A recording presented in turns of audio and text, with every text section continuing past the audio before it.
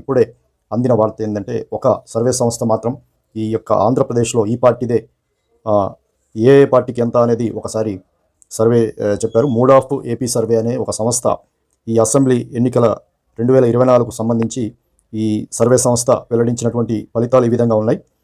2024 assembly ఎన్నికల్లో TDP Janasena కూటమికి దాదాపు 115 సీట్లు రావచ్చు, అవసరమైతే ఇంకొక 5 కూడా పెరగవచ్చు.